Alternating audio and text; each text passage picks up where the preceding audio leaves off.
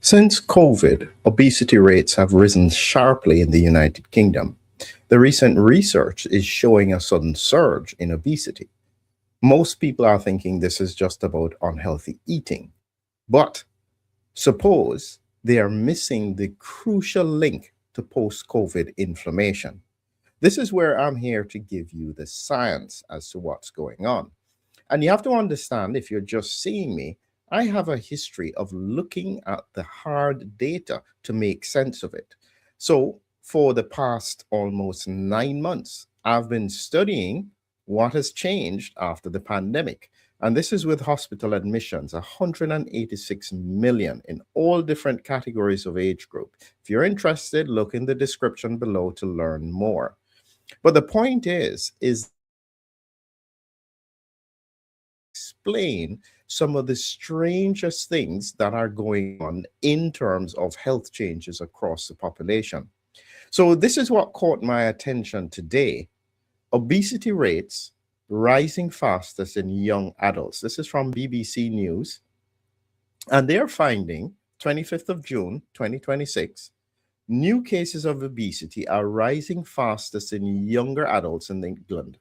This is from a study where they are finding that people in their 30s were nearly 20% higher than in 2019, 2020.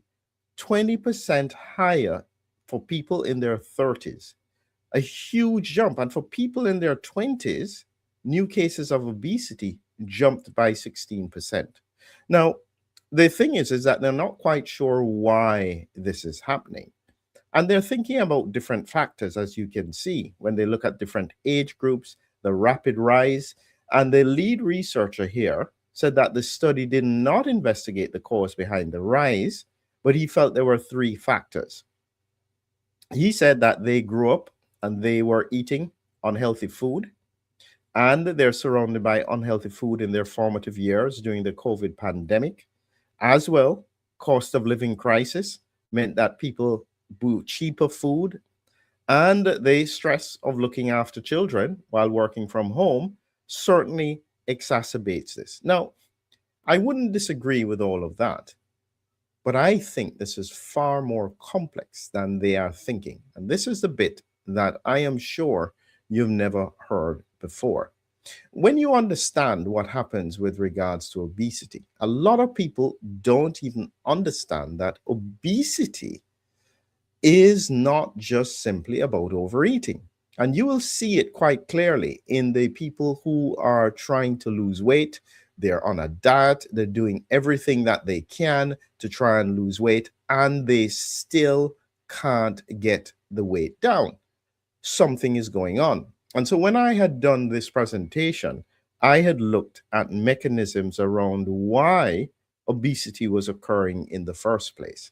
And there's a very important piece of science. I haven't even really told people about this other than in this course, is that you need to understand what the body does with regards to fat and glucose.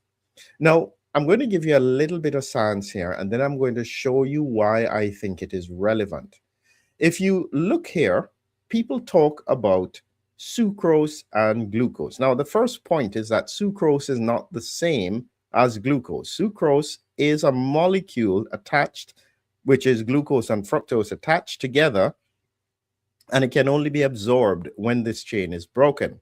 Very often, what people are eating is pure fructose or glucose separated. They call it inverted sugar. And the reason that this works is because largely it's easier to manufacture and store fructose or glucose than it is sugar. But here is the bit in terms of the science. So when you absorb these carbohydrates, here is what the body does with it. Once it's absorbed, gets absorbed in the intestines, there are three places that it goes. First is glycogen in the liver, but this is the smallest one. The vast majority will go into skeletal muscle. Muscle glycogen, up to 90% of the glucose will go there. If there is any left over, it goes into fat. This here is the bit that is very, very relevant. And now, if you get this, you will understand why you can't lose weight. It really is really important. A lot of people don't even realize that in order to absorb essentially what is happening is that you need two things: insulin and amylin. Very few people even know about amylin. They know about insulin, but amylin is another very important peptide that is produced from the pancreas in a ratio of 10 to 1, 10 insulin to 1 amylin. Amylin is the brake. Amylin is what prevents you, when you are fasting overnight, from going hypoglycemic, because if all of the sugar was taken into muscle, then you wouldn't have any in your bloodstream and you would go hypoglycemic. And so in order for the body to protect against this, it needs to have a brake. It's like a handbrake. And that handbrake is amylin.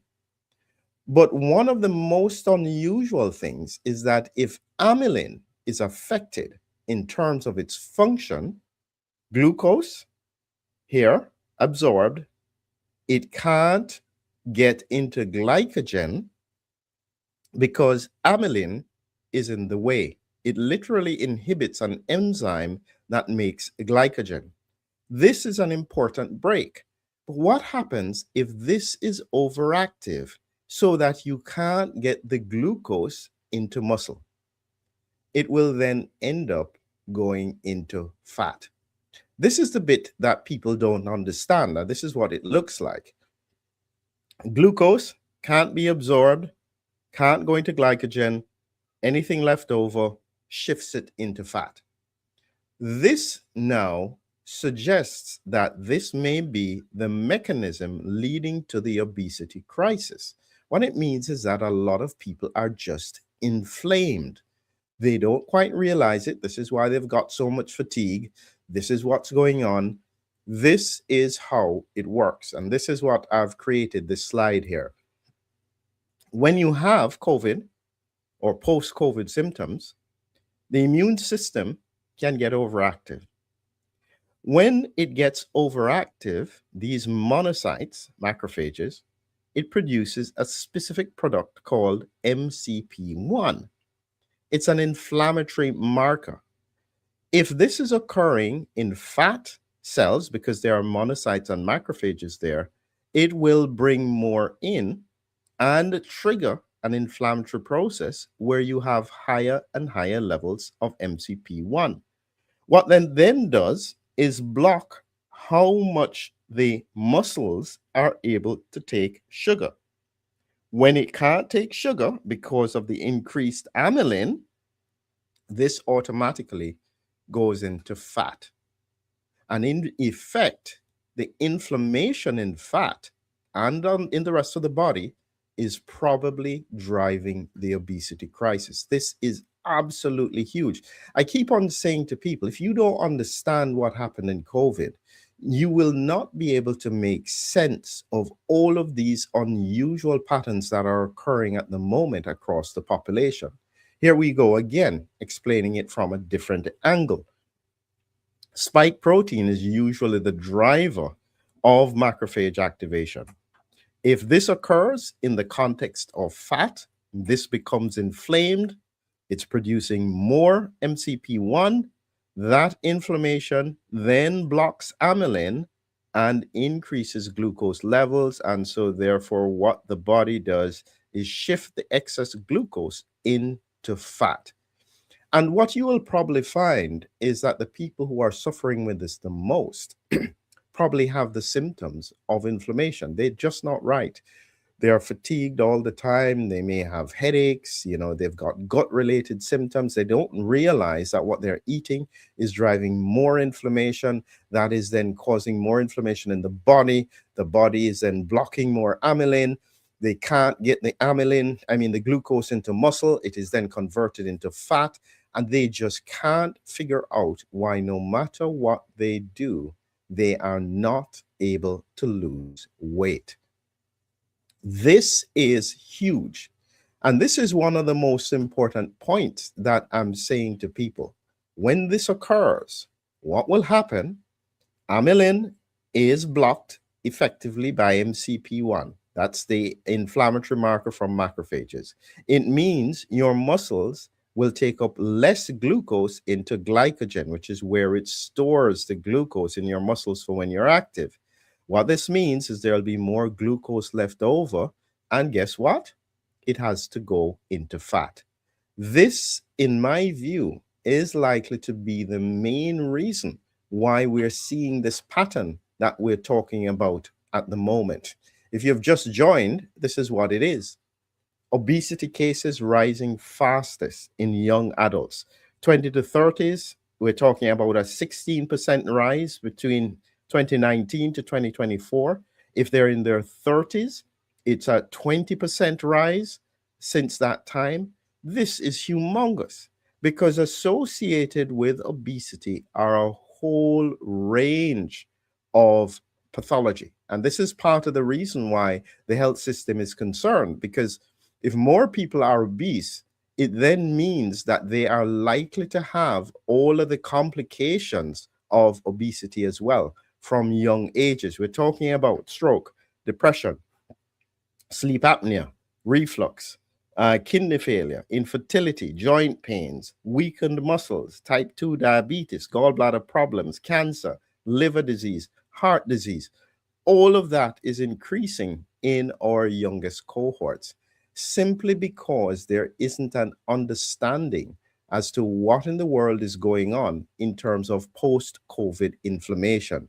This is the bit that I'm telling people. Whichever way you take it, what you must do is make sure you just look at the trajectory changes. Because the first thing to recognize is that things are changing. When we look at the 18 to 29 age group here, disorders of mineral metabolism are 112% increase compared to normal.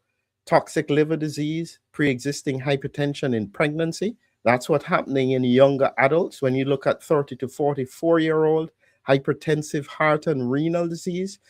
This is quite significant patterns of change across the population.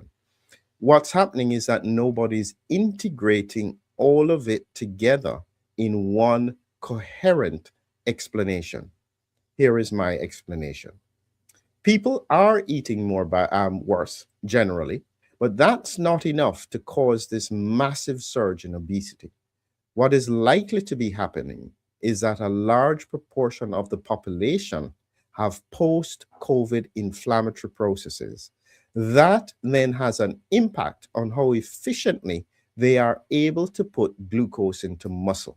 What that causes is that because they have more glucose in the bloodstream, they convert it into fat. And this is why even when they try and diet, even when they try and exercise, very often it is not enough. And this is why we're seeing all of these weight loss programs, we're seeing weight loss drugs, all of these things are going on simply because the inflammatory process is not recognized and has not been addressed.